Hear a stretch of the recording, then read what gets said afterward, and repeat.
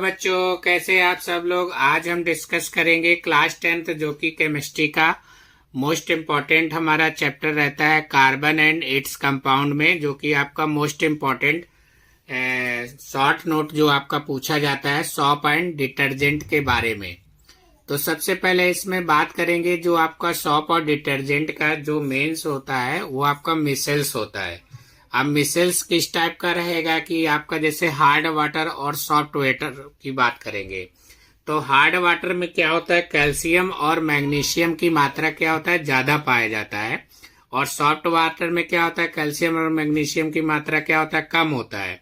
कभी आप देखा होगा कि जो है हार्ड वाटर में अगर हम कोई सब्जी वगैरह पकाते हैं तो उसमें आपका टाइम लगेगा, और सॉफ्ट वाटर में अगर हम सब्जी वगैरह पकाते हैं तो जल्दी पक जाता है।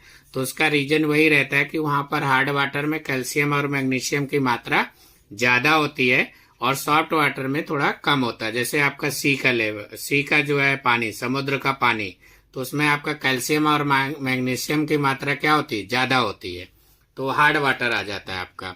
तो यहाँ पर सॉप का दिया है, सॉप इज ए सोडियम और potassium salt of a long chain carboxylic acid. जो है सोडियम और पोटेशियम की मात्रा ये आपका लॉन्ग चेन रहता है जिसको कार्बोक्सिलिक एसिड ऐड होता है। तो ये हमारा इसमें फार्मूला दिया है C17H35COO Na+। ये आपका जो है सॉप्स का फार्मूला दिया हुआ है। Soaps are the effective only in the soft water. ये आपका सॉफ्ट वाटर में इसका जो है यूज करेंगे। और डिटर्जेंट आर द अमोनिया और the sulphonate salt long chain of the carboxylic acid. तो डिटर्जेंट का जो चेन होता है वो लॉन्ग होता है और सॉफ्ट वाटर में के इसमें सॉप में क्या होता है, कम होता है। Detergent are the effective in the both hard and soft water. तो डिटर्जेंट का जो है इफेक्टिव हार्ड वाटर में भी काम आ जाता है और सॉफ्ट वाटर में भी रहता है। देखिए आपका तो सॉप मॉलिक्यूल्स हैज आपका दिया गया है यहाँ पर। तो आयनिक आपको जिसको हाइड्रोफिलिक बोलते हैं, ये आपका पार्ट हो जाता है। आयनिक मतलब आपका प्लस और माइनस में जो ब्रेक होता है उसको आयनिक बोल देते हैं।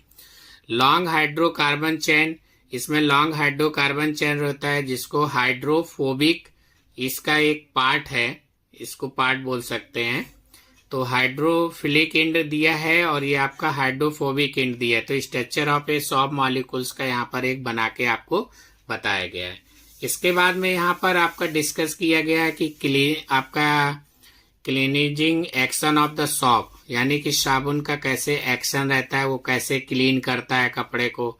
तो आप देखे होंगे कि जो है सॉप्स में micelles help to dissolve dirt and the grease. तो कुछ कपड़े जो है गंदे होते हैं, ज्यादा गंदे होते हैं या ग्रीस से रिलेटेड होते हैं, तो इनको जो है in water and the cloth get क्या करते हैं, क्लीन करते हैं। तो इनको क्लीन करने के लिए यूज करते हैं। The magnesium and calcium salt present in hard water. तो हार्ड वाटर में जैसे कि अभी हमने आपको बताया था कि मैग्नीशियम और कैल्शियम की मात्रा क्या होती है, ज्यादा होती है, और react with the soap molecules to form insoluble आपका प्रोडक्ट कॉल्ड द स्कम। इस जो है आपका प्रोडक्ट, इसको यहाँ पर स्कम बोला गया। This scum create difficulty in cleansing action. तो ये आपका दिया है कि इसको साफ करने में बहुत डिफिकल्टी होती है। By use of the detergent, अब हम क्या करते हैं, डिटर्जेंट को यहाँ पर क्या करते हैं, यूज करते हैं। तो by use of detergent insoluble some is not formed with hard water and cloth gate clean effectively. तो ये आपका पॉइंट आ जाएगा यहाँ पर। उसके बाद में most dirt is only in nature and the hydrophobic end आपका दिया attaches itself with dirt and ionic end is surrounded with molecules of water. This result in the formation of the radial structure called the micelles. तो इसको यहाँ पर micelles नाम दे दिया गया है। Thank you.